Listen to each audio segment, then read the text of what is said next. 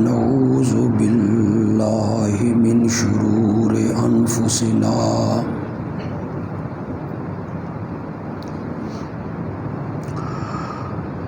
ونعوذ بالله من شرور أنفسنا ومن سيئات أعمالنا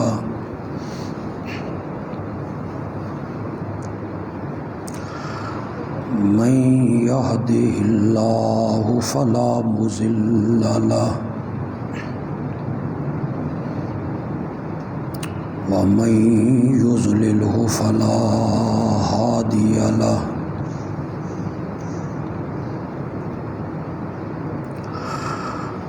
وأشهد أن لا إله إلا الله وحده لا شريك له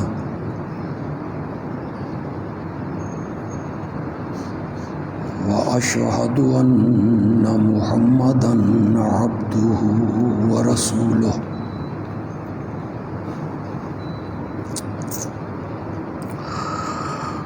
أرسله بالحق بشيرا ونذيرا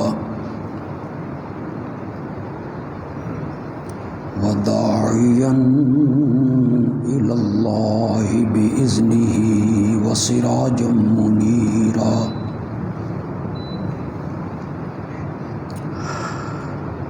أما بعد فأعوذ بالله من الشيطان الرجيم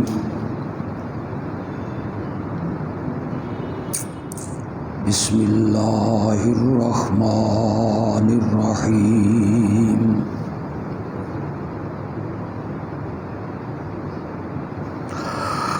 إن المسلمين والمسلمات والمؤمنين والمؤمنات والقانتين والقانتات والصادقين والصادقات والصابرين والصابرات والخاشعين والخاشعات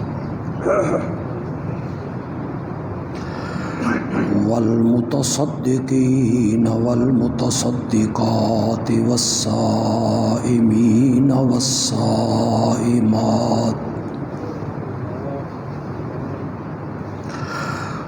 والحافظين فروجهم والحافظات والذاكرين الله كثيرا والذاكرات أعد الله لهم مغفرة وأجرا عظيما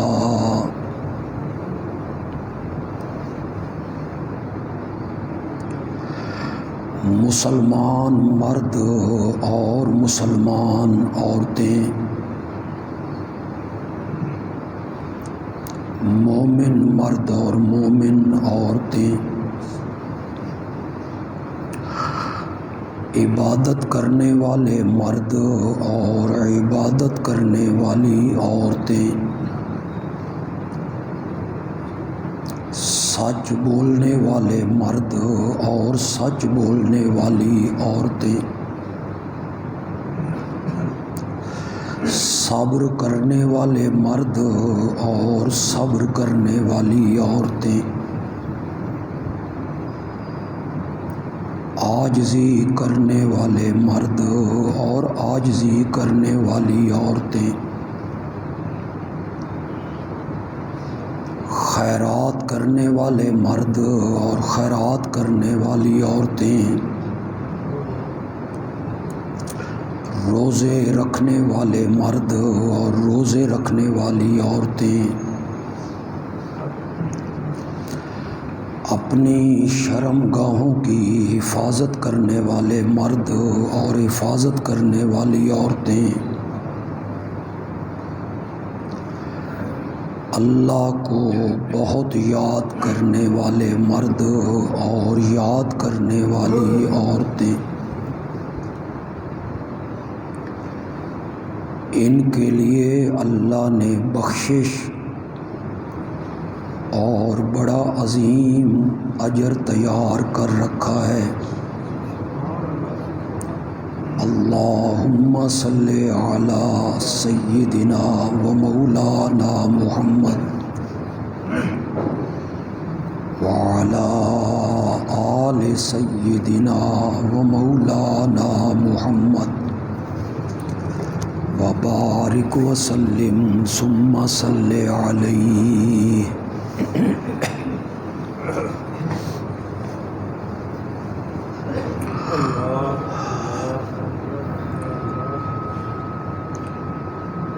ہمارے دین اور ہماری شریعت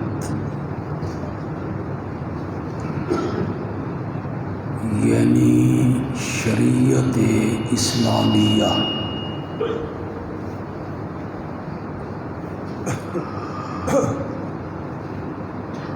اس دین نے اور شریعت نے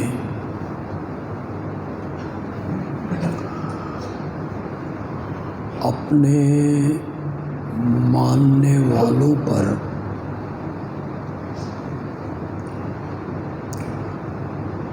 کچھ حقوق لاگو کیے۔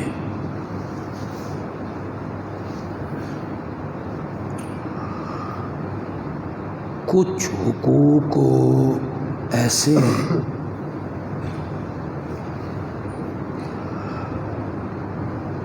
جن کا تعلق اللہ کی ذات سے ہے۔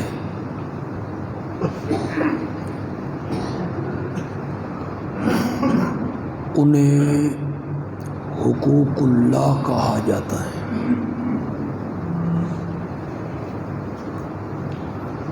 نماز، روزہ، حج، زکوٰۃ،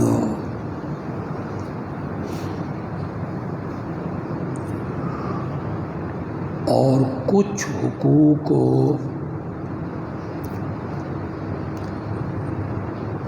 مسلمانوں پر ایسے عائد کیے گئے ہیں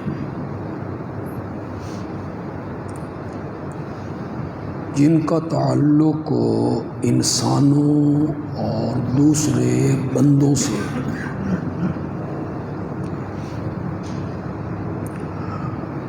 اسے حقوق العباد کہتے ہیں۔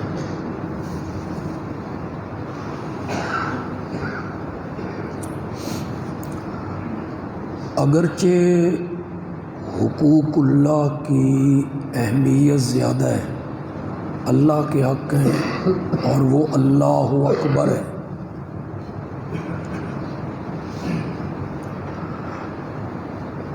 لیکن ایک نسبت سے حقوق العباد کی اہمیت زیادہ ہے۔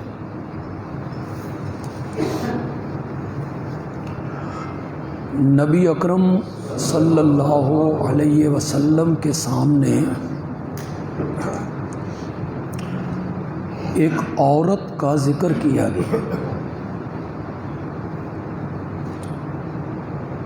نمازیں بھی پڑھتی ہے، نفل بھی ادا کرتی ہے، فرائض اور احکام پورے کرتی،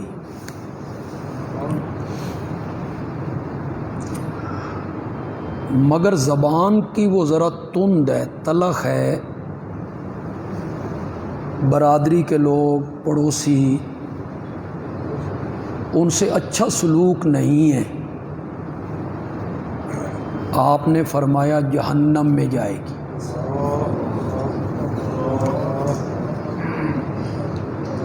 حالانکہ حقوق اللہ پورے کر رہی ہے،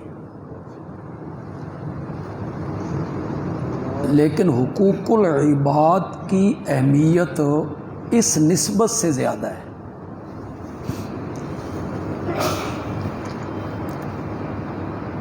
پوچھا گیا کہ ایک عورت ہے وہ نماز صرف فرائض پڑھتی ہے، فرائض، نفل، تہجد، ذکر، اذکار نہیں کرتی، فرضی روزے رکھتی ہے،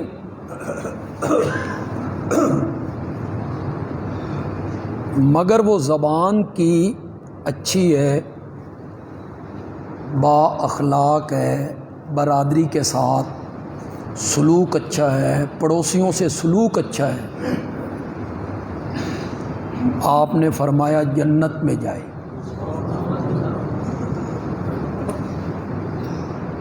اس نسبت کو دیکھیں تو حقوق العباد کی جو اہمیت ہے وہ زیادہ نظر آ رہی ہے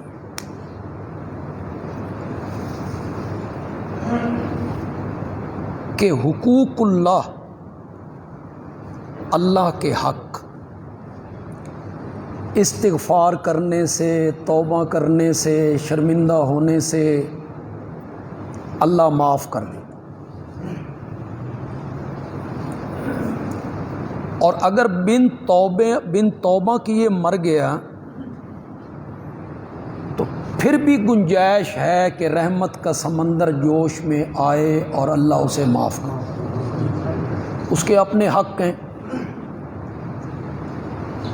لیکن حقوق العباد توبہ سے، استغفار سے، عمرے کی ادائیگی سے، ہر سال حج کرنے سے،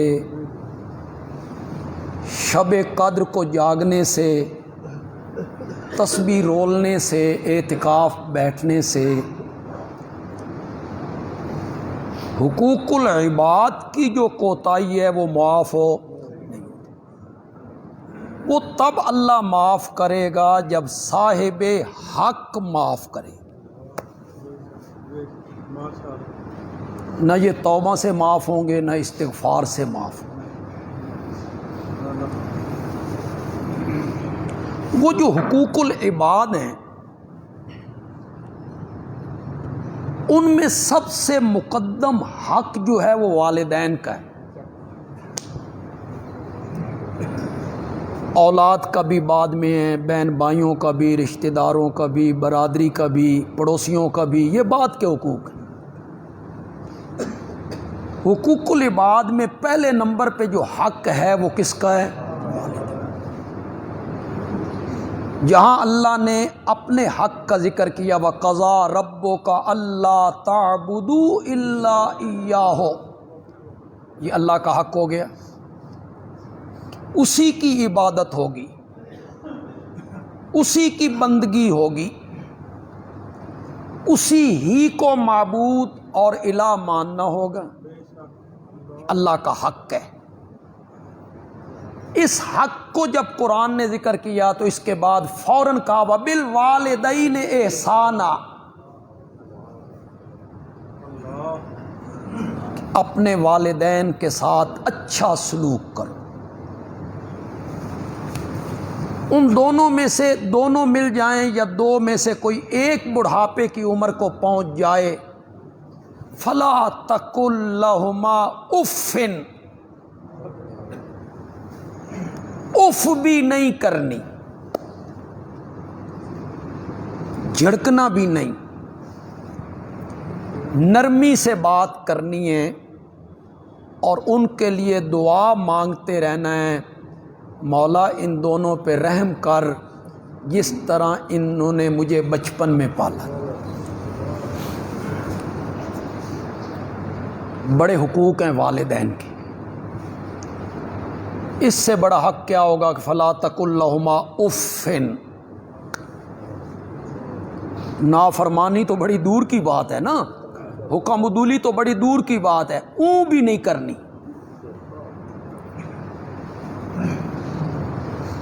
چنگا بھلا جوان آدمی ہے یار،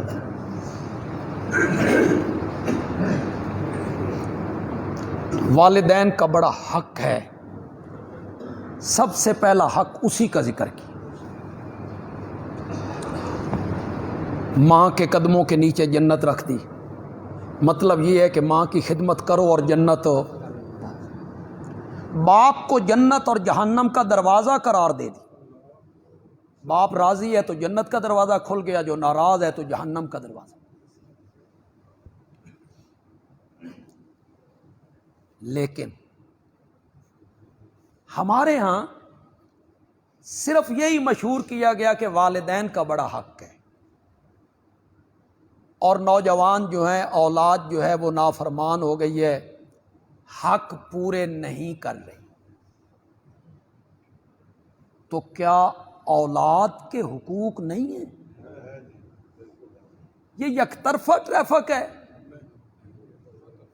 کہ والدین کے قدم دھو دھو کے پیو، ان کی خدمت کرتے رہو، اون نہ کرو، اف نہ کرو، جھڑکو نہیں،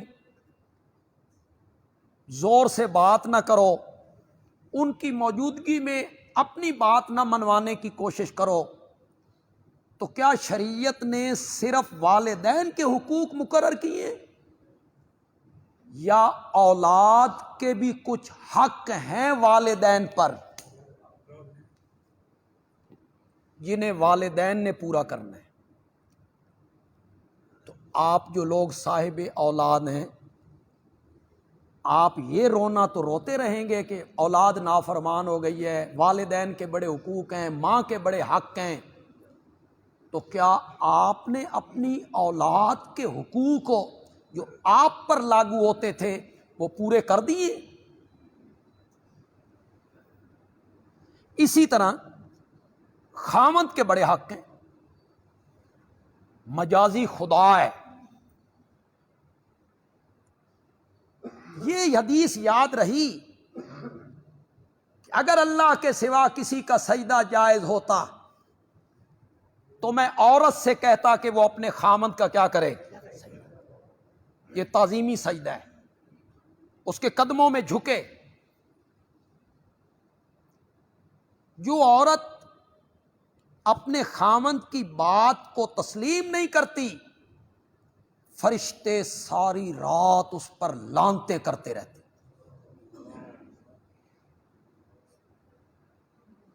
واقعی خاوند کے بڑے حقوق ہیں۔ الرجال قوامون علی النساء، مرد جو ہیں یہ عورتوں پر حاکم بنائے گئے۔ تو کیا بیوی کے حقوق نہیں ہیں خاوند؟ تو یہاں یک طرفہ ٹریفک کیوں چلائی جاتی ہے؟ خاوند کے بڑے حق ہیں جی، خاوند کے لیے یہ کرنا چاہیے، تو بیوی کے حق نہیں ہے جو خاوند کے ذمے ہیں؟ میرے آقا نے فرمایا خیرکم خیرکم لأہلہ، تم میں سے بہترین بندہ وہ ہے جو اپنے گھر والوں کے ساتھ اچھا سلوک کرتا۔ پھر آپ نے ساتھ فرمایا مجھے دیکھو، میں اپنی بیویوں کے ساتھ اچھا سلوک کرتا۔ جس طرح خاوند کے بیویوں پر حق ہیں، اسی طرح بیوی کے بھی خاوند پہ کیا ہیں، انہیں وہ پورا کرے۔ تو جس طرح والدین کے اولاد پر کچھ حقوق ہیں، کچھ نہیں بہت سارے ہیں،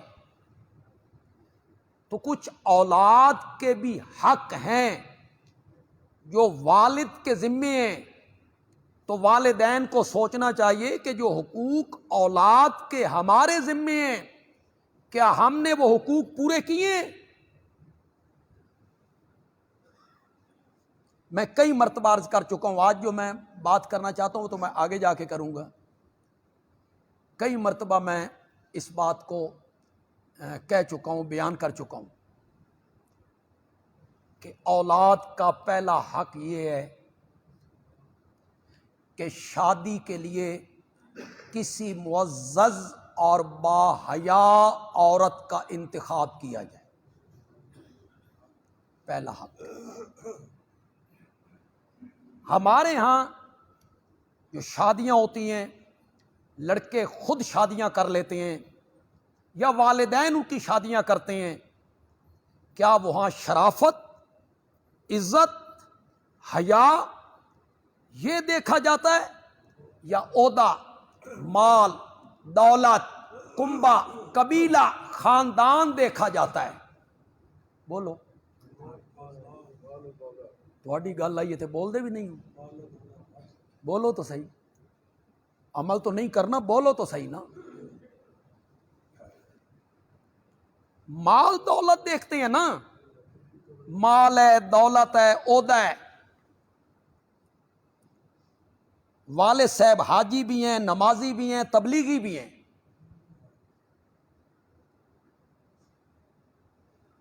بیٹی کی شادی کے لیے جناب انتخاب کیا ہے جس لڑکے کا، کس وجہ سے کیا ہے؟ انکم ٹیکس میں.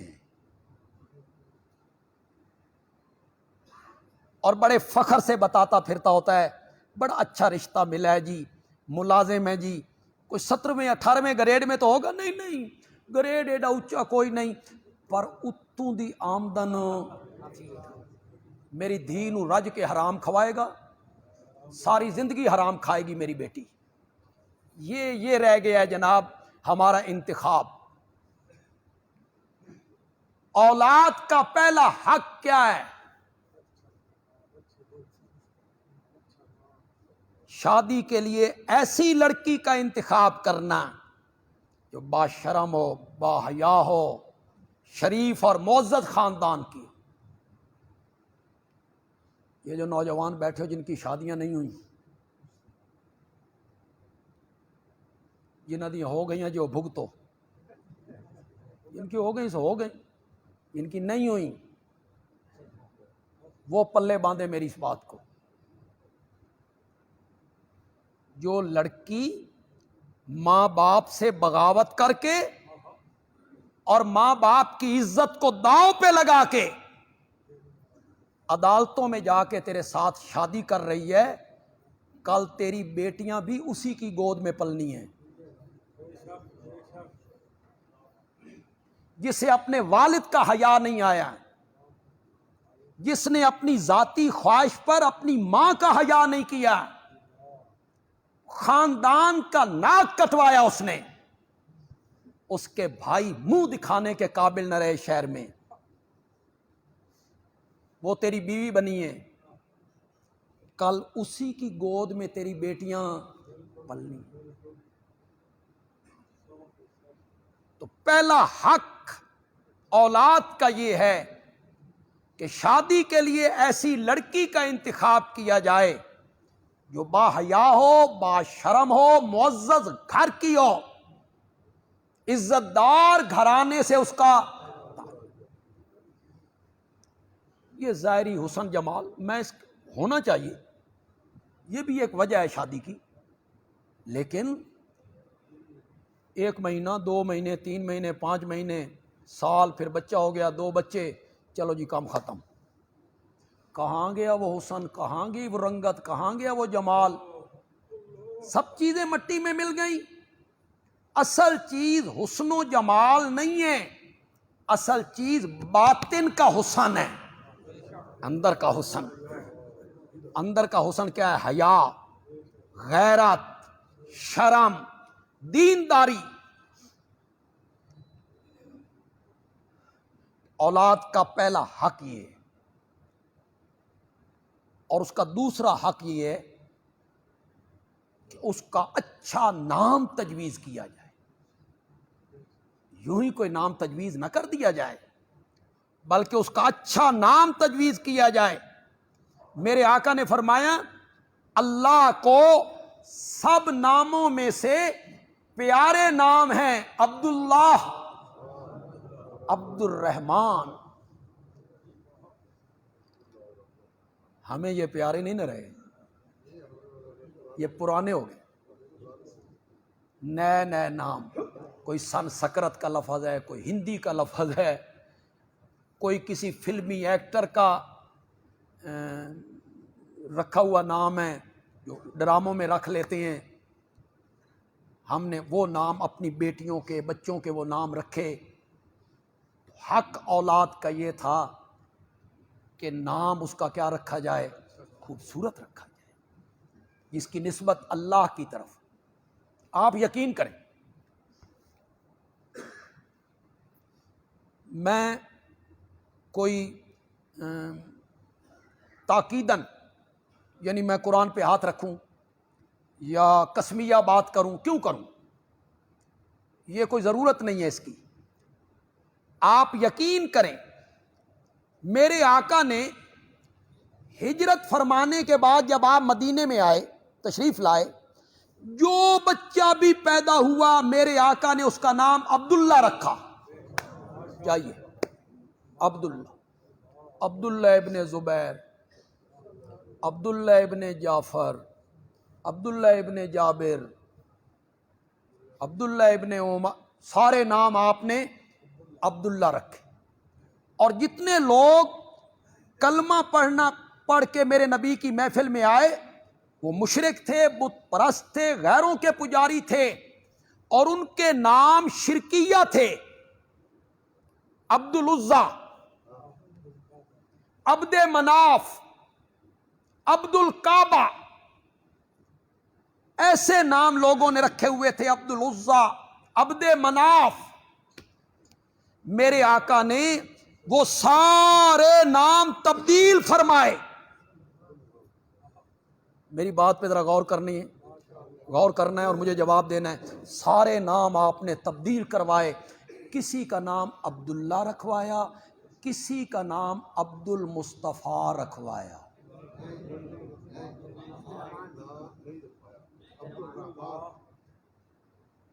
عطاء الرسول رکھوایا، عطاء النبی رکھوایا کسی کا نام. ہر نام کی نسبت کس کی طرف کی؟ جتنے نام تبدیل کیے، ہر برا نام آپ تبدیل کر دیتے تھے.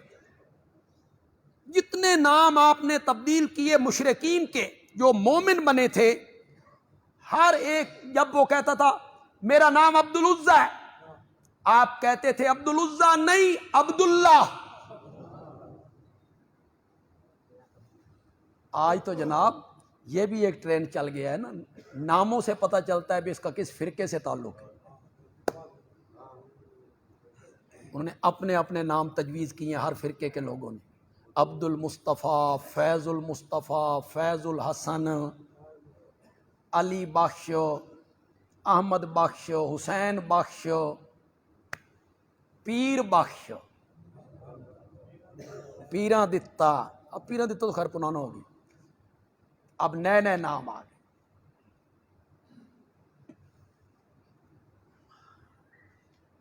میں نے کئی مرتبہ آپ کو سنایا بھائی، ہماری برادری کی ایک لڑکی ہے، اس کی شادی ہو گئی دوسرے گھرانے میں، تو کہیں ملاقات ہو گئی میری، تو اس کے بیٹا تھا اس کے پاس.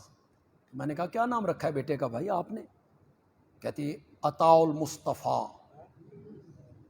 عطاء المصطفیٰ. مجھے پتا تھا اس کے خامد کا کیا نام ہے، مجھے پتا تھا. تو میں نے پوچھا اس کے باپ کا کیا نام ہے؟ کہتی ہے عطاء الرحمان. باپ کا نام کیا ہے؟ میں نے کہا باپ کو رحمان نے عطا کی، باپ جو ہے عطاء الرحمان ہے اور بیٹا عطاء المصطفیٰ ہے.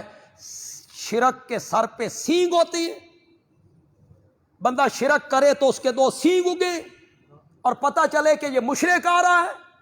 مشرک کے سر پہ سینگ نہیں ہوتے، عطا کرنے والا رحمان ہے.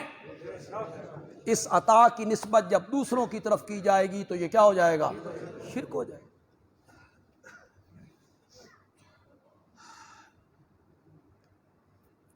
اس کا اچھا سا نام رکھا جائے.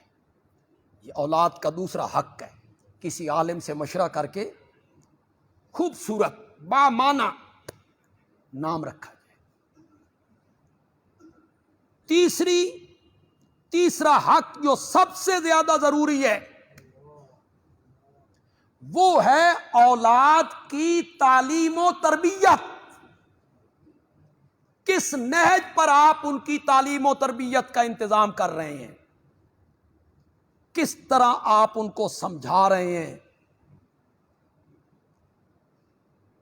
میں قطعاً دنیاوی تعلیم کا مخالف نہیں ہوں. ہوں گے کوئی علماء ان کا اپنا ذوق ہے، میں نہیں ہوں مخالف کہ دنیاوی تعلیم نہیں ہونی چاہیے. کیوں نہیں ہونی چاہیے؟ ہونی چاہیے، لیکن دنیاوی تعلیم کے ساتھ ساتھ اولاد کو دینی تعلیم بھی، یہ میرا موقف ہے. دنیاوی تعلیم ہو لیکن کم از کم اتنی دینی تعلیم تو ہو نا، ان کو جائز ناجائز حلال حرام کے بارے میں تمیز ہو، یہ حلال ہے یہ حرام ہے یہ جائز ہے یہ۔ جب انہیں جائز ناجائز میں تمیز نہیں، حلال حرام میں تمیز نہیں، اس میں کتنا گناہ ہے، یہ کتنی کبھی کام ہے، یہ کتنا خوبصورت کام ہے، جب انہیں تمیز ہی نہیں ہے اس میں، پھر وہ دنیاوی تعلیم اگر ان کا ذہن بدل دیتی ہے، ان کو سیکولر بنا دیتی ہے، بے دین بنا دیتی ہے، دین کی اہمیت گھٹا دیتی ہے، تو پھر یہ تعلیم گمراہی گمراہی۔ آپ کو پتہ ہے سن 1978 میں جب روس افغانستان میں داخل ہوا تھا، اس سے پہلے روس نے کیا کیا تھا؟ اس سے پہلے روس نے افغانی بچے وصول کیے تھے کہ تمہارے پاس یونیورسٹیاں نہیں ہیں، تمہارے پاس تعلیم کا انتظام نہیں ہے، ہمیں دو بچے۔ روس تو سپر طاقت تھا، ایک امریکہ ایک روس، یہ دو بلاک ہی تو تھے نا، باقی سارے ملک ان کی چھتریوں کے نیچے آتے تھے، کچھ روس کی چھتری کے نیچے آ گئے، کچھ امریکہ کی چھتری کے نیچے۔ سن 71 کی جنگ میں ہم امریکہ کی چھتری کے نیچے تھے، بھارت روس کی چھتری کے نیچے تھے۔ روس نے کام کر دیا اور ہمارا بیڑی بیڑا آتے آتے ساڈا بیڑا غرق ہو گیا۔ بیڑی بیڑا آ رہا ہے جی، امریکہ کا آ رہا ہے جی، مدد کر رہا ہے جی، اتنے تک وہ بنگلہ دیش بن گیا، مشرقی پاکستان کیا ہو گیا؟ بنگلہ دیش۔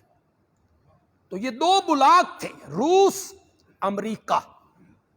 آج اسرائیل کی پشت پناہی کون کر رہا ہے؟ امریکہ کر رہا ہے۔ اللہ نے کہا ہے یہودیوں کے بارے میں، یہ جہاں جائیں گے ذلت اٹھائیں گے، مسکینی ان کے منہ پر میں تھوپ کے رکھ دوں گا۔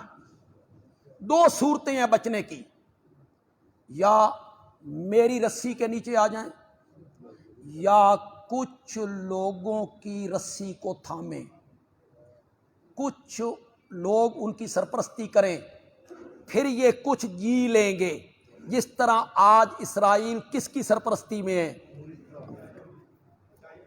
ان کی سرپرستی میں ہے، تو پھر آج پھر بھی کیا طاقت ہے؟ افسوس تو مسلمان ممالک پر ہے۔ عرب کنٹری کو دیکھیں آپ، اتنا سا ملک ہے، اس کے پاس ایٹمی ہتھیار ہیں، اس کے پاس فوج ہے، اور ہمارے عرب کے جو سربراہ تھے، حکمران، یہ ساری زندگی کیا کرتے رہے؟ عیاشیاں۔ انہوں نے کیا بنایا ہے؟ پھر ہماری طرف منہ کر کے دیکھتے ہیں، این الپاکستان، کیوں تم مر گئے ہو یا تم مرد نہیں ہو؟ پیسہ کہاں تم نے لگایا، کہاں خرچ کیا تم نے پیسہ؟ عیاشیوں میں اڑا دیا سب کچھ، نہ فوج بنائی، نہ قوت بنے، نہ طاقت بنے، آنکھوں میں آنکھیں ڈال کے بات کرتے۔ اور آج آپ کو پتہ ہے فلسطین کا جو سربراہ تھا یاسر عرفات، اس نے شادی کس لڑکی سے کی تھی؟ یہودی سے۔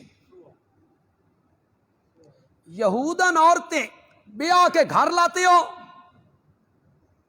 پھر ہماری طرف رخ کر کے کہتے ہیں این الپاکستان، یہودی لڑکیوں سے شادیاں کی۔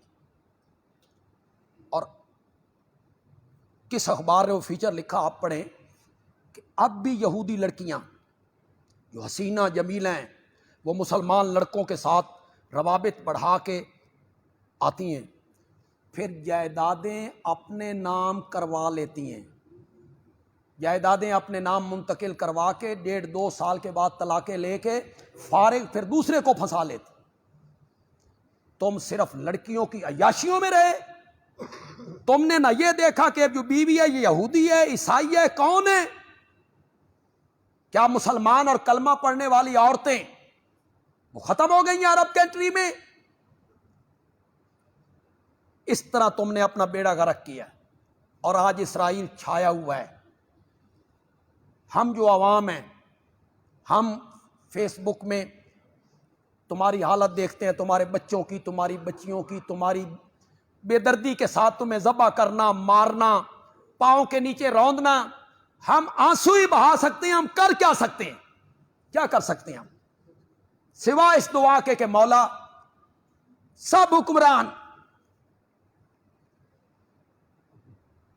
صلاح الدین ایوبی کسی نے نہیں بننا، بھول جاؤ۔ صلاح الدین ایوبی کے لیے بہت قربانیوں کی ضرورت ہے۔ شراب، لڑکی، دولت، عورت، اس کے پیچھے بھاگنے والے صلاح الدین ایوبی کیسے بنے؟ افغانستان کے جو سربراہ تھا دوست محمد، بہت مدت پہلے کی بات ہے، کسی طرف سے اس پر حملہ ہو گیا،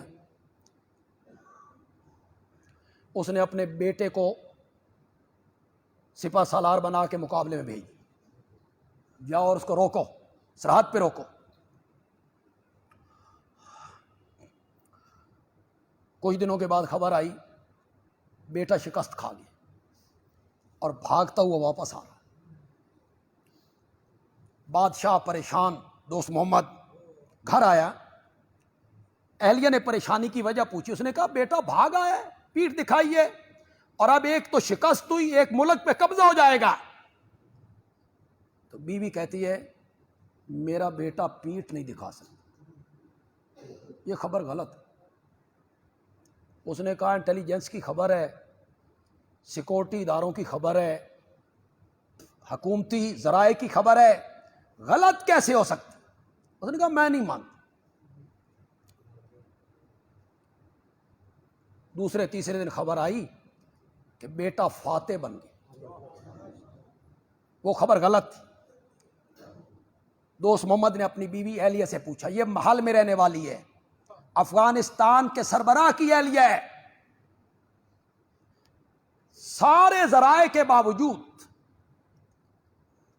تم نے یہ کیوں کہا کہ یہ پیٹھ نہیں دے سکتا؟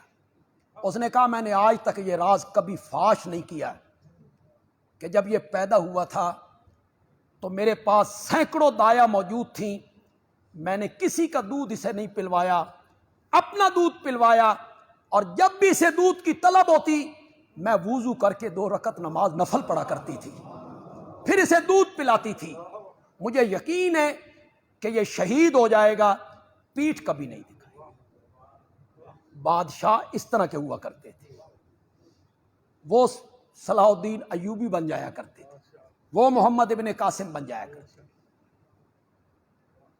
تو روس سپر طاقت تھی، اس نے افغانیوں سے کہا بچے ہمیں دو، ہم یونیورسٹیوں میں پڑھائیں گے، مفت پڑھائیں گے۔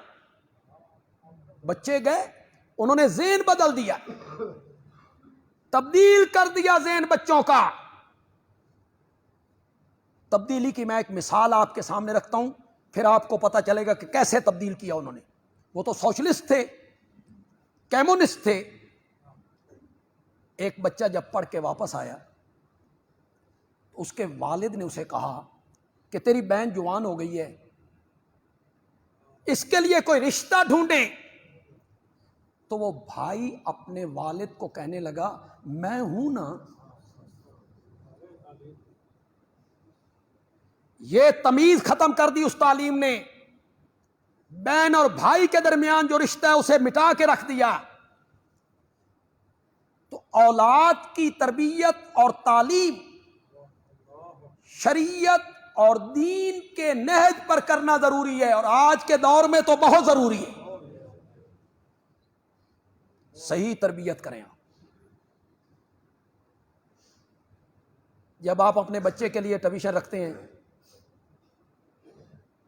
تو ایک نصاب کا ایک حصہ اس نے پڑھانا ہوتا ہے، پروفیسر نے۔ آپ کہتے ہیں گھر آ کے پڑھائیں، فیس؟ وہ کہتا ہے میں 20,000 روپے لوں گا۔ آپ دینے کے لیے تیار ہو جاتے ہیں، اور جو قاری صاحب قرآن پڑھانے آپ کے گھر آتے ہیں، اس کو آپ کیا دیتے؟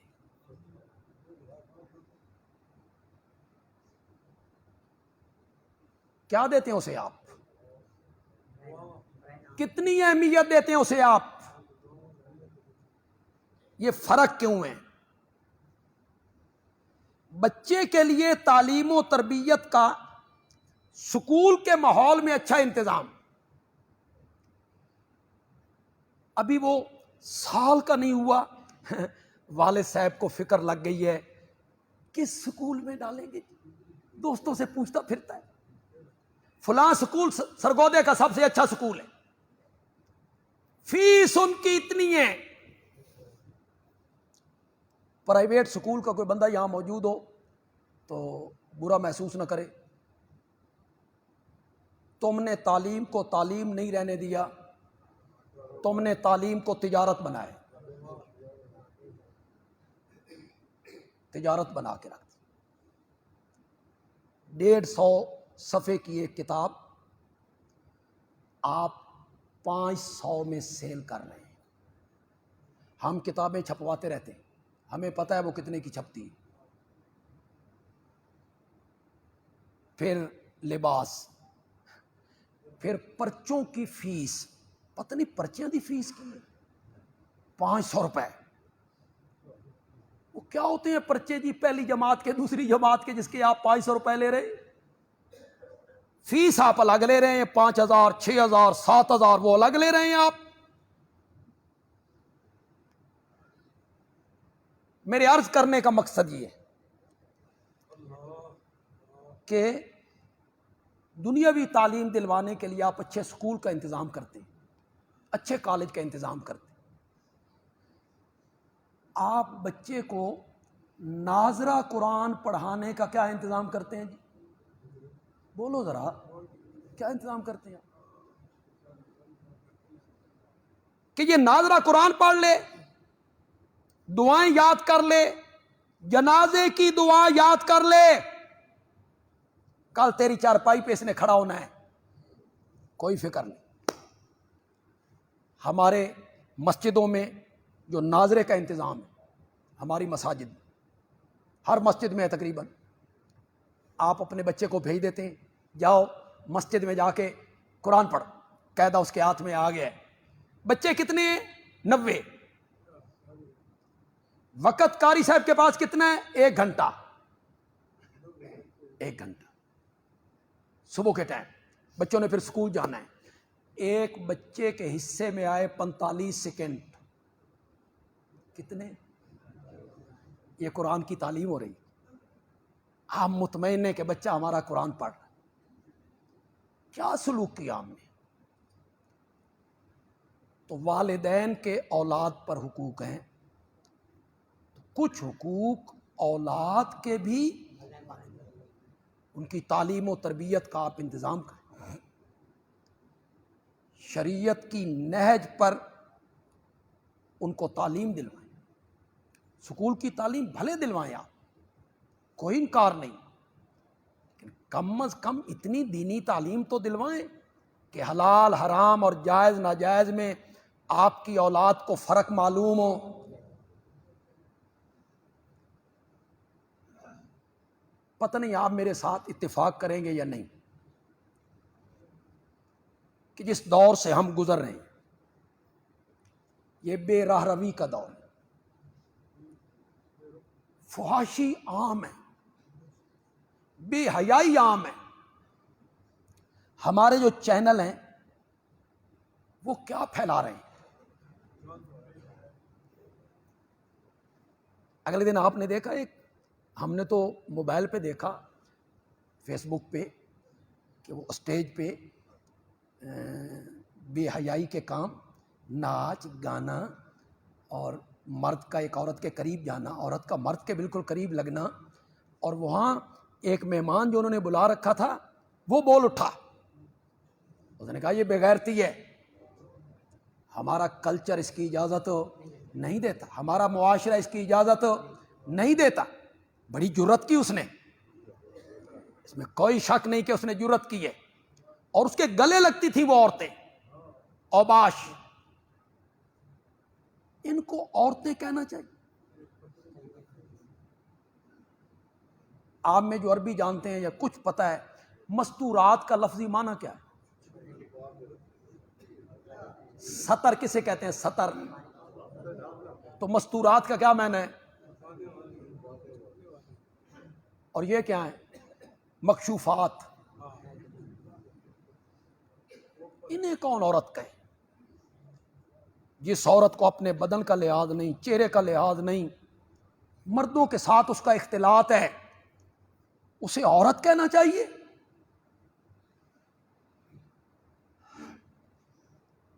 تو اس دور میں جس سے ہم گزر رہے ہیں، یہ جو موبائل ہے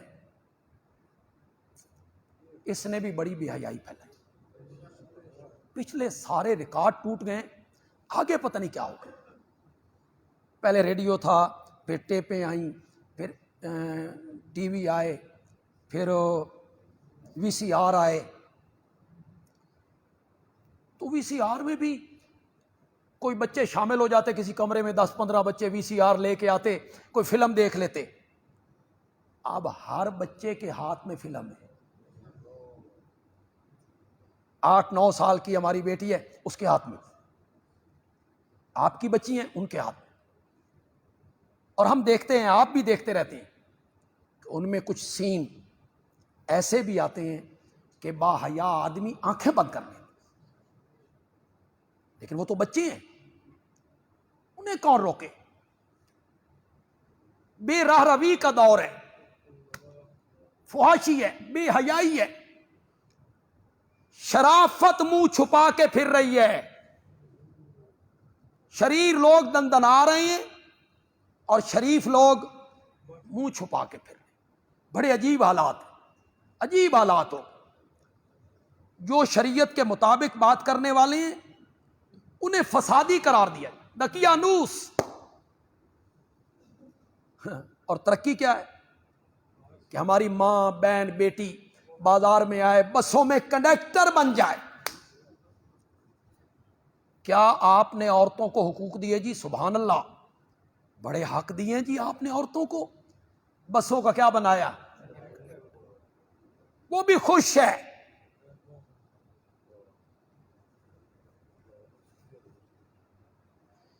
جتنی قیمتی چیزیں ہوتی ہیں نا وہ چھپا کے رکھی جاتی ہیں.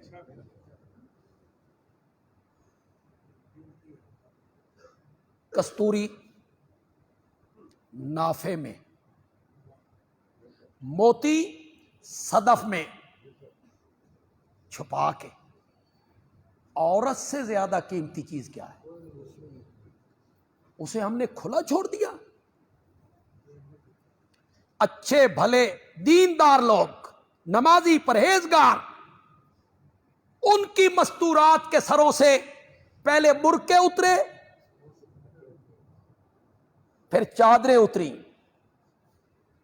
اور جو ان کی نوجوان لڑکیاں تھیں ان کے سروں سے دوپٹے اترے، گلے میں آ گئے، پھر دوپٹے بھی اتر گئے.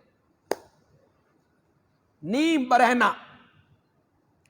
میرے آقا نے فرمایا ایک وقت میری امت پہ آئے گا کہ میری امت کی عورتیں کپڑے پہننے کے باوجود ننگی ہوں. کپڑے پہنے ہوں اس کے باوجود ننگی ہوں. بے راہ روی ہے، بے حیائی عام ہے. اس دور میں بنسبت لڑکوں کے لڑکیوں کی دینی تعلیم و تربیت کی زیادہ ضرورت ہے. اس دور میں اتنی لڑکوں کی ضرورت نہیں جتنی مسلمان بچیوں کی دینی تعلیم و تربیت کی ضرورت ہے. کہ آج جو بچی ہے کل اس نے ماں بننا ہے. اس کی گود میں ہماری آنے والی نسل نے پلنا ہے. اگر یہ گود دیندار ہوگی، اگر یہ گود با حیا ہوگی، دیندار ہوگی، شریعت کے مسائل سے واقف ہوگی، قرآن کا ترجمہ جانتی ہوگی، حدیث جانتی ہوگی، فقہ جانتی ہوگی، انشاءاللہ اس کی گود میں پلنے والی اولاد بھی دیندار ہوگی۔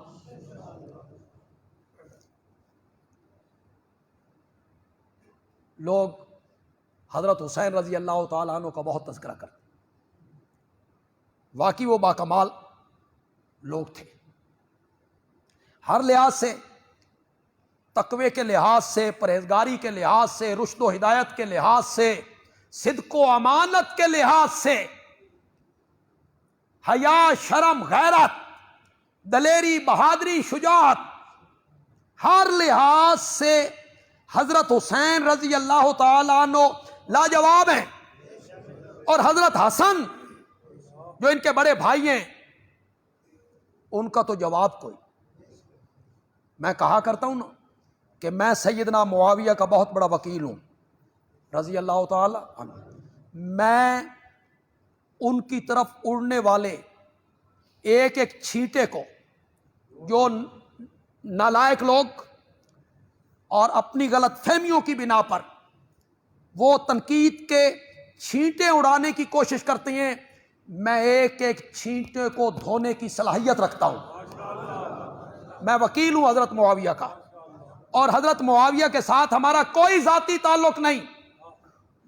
ہمیں حضرت معاویہ سے اس لیے محبت ہے کہ وہ میرے نبی کا صحابی ہے، بس۔ اور صحابی کا دامن داغدار نہیں ہونا چاہیے، نہیں ہونا چاہیے، ورنہ نبوت پہ حرف آ جائے گا۔ لیکن وکیل معاویہ ہونے کے باوجود جو حضرت معاویہ اور حضرت حسن کے درمیان صلح ہوئی تھی، اس میں جو کردار حیدر کرار کے بیٹے کا ہے نا، وہ لاجواب کردار، بندہ حیران ہو جاتا ہے۔ کون عہدے چھوڑتا ہے؟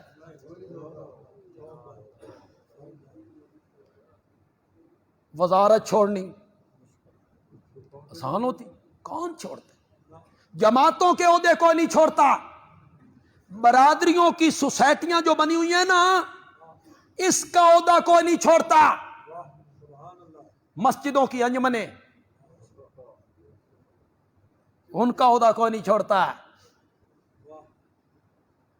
انجمنیں کیا ہوتی ہیں؟ وہ شہری بابو ہوتے ہیں، کوئی وکیل ہے، کوئی پروفیسر صاحب ہیں، کوئی ٹیچر ہیں، کوئی تاجر ہیں۔ وہ چونکہ دنیا دار ہوتے ہیں، مولوی کو نوکر سمجھ لیتے، ذہنیت وہی ہے، دفتروں میں بیٹھے ہوتے ہیں تو ماتحت عملہ ہوتا ہے، تو وہ ایک سرداری کا نظام ذہن میں ہے نا، چودراہٹ۔ مسجد کے مولوی کو بھی وہی سمجھے، یہ نوکر ہے ہمارا۔ پھر آپس میں بیٹھ کے مشورے کریں گے، قالین پرانا نہیں ہو گیا؟ اتنا پرانا تو نہیں ہو، نہیں نواں پا لو، چلو جی قالین ہے آ گیا۔ اے سی 8 کی بجائے 16 کرو۔ مسجد میں ٹیلیں لگانی ہیں، مینار بنائیں گے 150 فٹ اونچے اونچے مینار، او مینار۔ اور جب مولوی صاحب کو تنخواہ دینے کا وقت آئے گا، پھر وہاں 10,000، 12,000، 14,000، گنجائش کوئی نہیں۔ باقی سب کاموں کے لیے گنجائش ہے، مؤذن، خادم، امام کو دینے کے لیے گنجائش کوئی نہیں۔ پتہ نہیں میں کہنا کیا چاہتا تھا کہ میں نے یہ بات کہی۔ ہاں، حضرت حسن رضی اللہ تعالی عنہ کا جواب کوئی۔ خلافت تجدید، بادشاہی، حکمرانی ہینڈ اوور کر دی کہ اگر میرے دستبردار ہونے سے مسلمانوں کے درمیان صلح ہوتی ہے تو نبی کا نواسہ اس کے لیے بھی تیار ہے۔ حضرت حسن کا جواب ہی کوئی۔ یہ جو لوگ کہتے ہیں نا صلح کی، تم اپنی کتابیں پڑھو، رجال کشی پڑھو، 3 صدی کا عالم ہے، اس کا صفحہ 101 پڑھو۔ ملا باقر مجلسی 11ویں صدی کا مجتہد ہے تمہارا، اس کی کتابیں پڑھو۔ صرف سلو نہیں کی، دمشق جا کر معاویہ کے ہاتھ پر اپنا ہاتھ بھی رکھا تھا۔ اپنی قوم کو پاگل بناتے رہتے ہو۔ سلو کی تھی، چلو یار سلو کی تھی تو پھر میری ایک التجا قبول کر لو۔ تمہارے دوسرے امام حضرت حسن رضی اللہ تعالیٰ عنہ نے جس معاویہ سے سلو کر لی تھی، تساں بھی سلو کر لو۔ چلو بیعت نہ کرو، سلو تے کرو نا۔ حضرت حسن اس کے بعد لڑے نہیں، حضرت معاویہ کے متعلق کوئی جملہ نہیں کہا۔ حضرت عبداللہ ابن جعفر حضرت علی کے بھتیجی ہیں، حضرت جعفر طیار کے بیٹی ہیں، حضرت حسین رضی اللہ تعالیٰ عنہ کے چچا زاد بھائی ہیں، بہنوئی بھی ہیں، حضرت زینب کے خامد ہیں۔ کس کس بات کو جھٹلاتے پھرو گے اور اپنی قوم کو پاگل بناتے رہو گے؟ اٹھاؤ انصاف کی کتابیں۔ عبداللہ ابن جعفر نے حضرت معاویہ کے کہنے پر اپنے بیٹے کا نام معاویہ رکھا تھا۔ تم یوں ہی گالیاں نکالتے رہتے۔ سلو کی، سلو بھی کی، بیعت بھی کی۔ میرے عرض کرنے کا مقصد یہ ہے کہ اس دور میں جہاں سے ہم گزرے، میں آئندہ جمعہ بھی اس پر گفتگو کروں گا انشاءاللہ، لڑکیوں کی تعلیم و تربیت دینی نہج پر بنسبت لڑکوں کے کیا ہے؟ زیادہ ہے۔ ضروری ہے کہ ہماری بچی، ہماری بیٹی، اس کی تربیت ہو دینی نہج پر۔ ہمارے مدارس کھل رہے ہیں اب انشاءاللہ۔ شعبان، رمضان اور شوال کے 15 دن ہماری تعطیلات ہوتی ہیں، چھٹیاں ہوتی ہیں۔ تو 15 شوال کو یعنی عید کے 15 دن بعد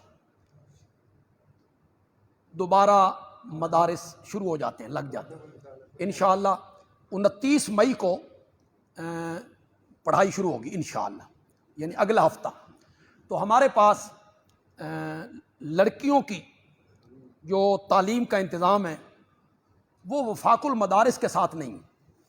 ہم 2 سال وفاق المدارس کے ساتھ چلتے ہیں، یعنی ان کی سند لیتے ہیں، بچیاں امتحان دیتی ہیں وفاق المدارس کا، 2 سال ہم ان کے ساتھ چلتے ہیں۔ تیسرا سال ہمارا اپنا ہوتا ہے، اس میں ہم جامعہ کی سند حدیث کی ان کو ایشو کرتے ہیں۔ وہ تیسرے سال میں ہم انہیں حدیث کی کتابیں پڑھا دیتے ہیں۔ تو وفاق المدارس کا جو کورس ہے نا وہ 6 سال کا ہے، وہ بڑا لمبا کورس ہے۔ لوگ بھی متحمل نہیں ہوتے، اور میں سمجھتا ہوں کہ 10 پڑھ کے بچی آئے تو پھر 16-17 سال کی عمر میں شروع کرے تو وہ تو پڑھتے پڑھتے اس کی عمر 23 سال ہو جائے۔ اور اکثر والدین اپنی بیٹیوں کی شادیاں 19-20 سال کی عمر میں کر دیتے ہیں۔ تو ہم نے اسے شارٹ کیا، اسے 6 سالوں کی بجائے 3 سال میں کر دی۔ 2 سال ہم وفاق کے ساتھ چلتے ہیں، تیسرا سال ہمارا اپنا ہوتا ہے۔ اس میں انہیں عربی گرامر، صرف، نحو انہیں پڑھائی جاتی ہے، فقہ کی کچھ کتابیں انہیں پڑھائی جاتی ہیں، اصول کی کچھ کتابیں انہیں پڑھائی جاتی ہیں، ساتھ قرآن کا ترجمہ اور تفسیر انہیں پڑھائی جاتی ہے۔ پھر تیسرے سال حدیث کے اسباق ہوتی ہیں، اور ساتھ پورے قرآن کے ترجمے کی دہرائی ہو جاتی ہے، 2 دفعہ وہ قرآن کا ترجمہ پڑھ لیتے۔ تو میں گزارش کروں گا خاص کر اہل محلہ سے، محلے والوں کے لیے سہولت یہ ہے کہ انہیں کسی سواری کے انتظام نہیں کرنا پڑتا، محلے سے نکلنا ہے، سامنے انہوں نے مدرسے میں چلے جانا، سامنے اربن ایریا 29 بلاک 25 بلاک یہ جو علاقہ ہے، ان کو تو خاص طور پہ میں کہوں گا۔ اور جو دور کے علاقے کے ہیں وہ چھوڑ جا سکتے ہیں بچیوں کو، سکول ٹائم ہے جی، ہم سکول ٹائم کے ساتھ چلتے ہیں، اس لیے سکول ٹائم رکھا ہے کہ بچیوں کے جو سرپرست ہیں انہیں تکلیف نہ ہو، ہمارا ٹائم الگ ہو، سکول کا الگ ہو، انہوں نے ایک بچہ وہاں چھوڑنا ہے، دوسرا بچہ ہمارے پاس پھر چھوڑنے، ہم نے ایک ٹائم رکھ دیا تاکہ سرپرست حضرات چھوڑنے میں انہیں سہولت ملے، اور وہ ہاں ہاں جو بچیاں رہائشی ہیں، یعنی اگر کوئی ایسے چکوک کے لوگ بیٹھے ہیں یا دور کے لوگ یہاں بیٹھے ہیں اور وہ چاہتے ہیں کہ ہماری بچیاں یہاں رہیں، پورا ہفتہ یہاں رہیں اور اس کے بعد ایک دن کے لیے چلی جائیں گھر، تو وہاں عائشہ جو للبنات جو ہے اقبال کالونی امبالہ سکول والی جو سڑک ہے اس پر یہ مدرسہ حاجی صاحب کا ہے، وہ وہاں بھیج دیں۔ اور جو مقامی بچیاں صبح آئیں گی اور 1:30-2 بجے جو ٹائم ہوگا اس میں وہ چلی جائیں گی۔ جو ہمارے مقامی لوگ ہیں آپ اس طرف خصوصی توجہ دیں گے، گھر میں جا کے مشورہ کریں گے، اپنی بچی سے، بھتیجی سے، بھانجی سے، پوتی سے آپ اسے قائل کریں گے۔ کئی بچیاں ایسی بیٹھی ہوں گی گھر میں جو میٹرک پڑھ کے بیٹھی ہیں، ایف اے کر کے بیٹھ گئی ہیں، تو ان کے لیے بھی سہولت ہے، وہ آئیں، وہ جلدی اس کورس کو کور کر لیں گی اپنی تعلیم کی وجہ سے۔ انشاءاللہ 29 مئی کو، یعنی اگلا ہفتہ، ایک کل ہفتہ ہے، اس سے اگلا ہفتہ انشاءاللہ 29 مئی کو وہ بچیاں تشریف لائیں، داخلہ بھی ہو جائے گا اور اس کے ساتھ تعلیم ان کی یا 30 کو شروع ہو جائے گی یا 29 ہی کو شروع ہو جائے گی۔ آپ گھروں میں مشورہ کریں، اس پر سوچیں، ذہن بنائیں اور زیادہ سے زیادہ قائل کریں بچیوں کو کہ وہ اس میں داخل ہوں۔ ہمارے ڈاکٹر حسین احمد صاحب اور ہمارے اسد اللہ بلوچ صاحب بسال صاحب، ان کے والد گرامی ان کا انتقال ہو گیا اور وہ 14 سال صاحب فراش رہے، چارپائی پہ رہے۔ 3 بجے نیو سیٹلائٹ ٹاؤن میں فاروق اعظم مسجد کے سامنے جو گراؤنڈ ہے وہاں ان کا جنازہ ہے 3 بجے۔ تو جو حضرات ان سے تعلق رکھنے والے لوگ ہیں ان کے اطلاع ان کو اس اعلان کے ذریعے ہو گئی ہوگی کہ وہ جنازے میں شامل ہوں اور ثواب دارین حاصل کریں گی۔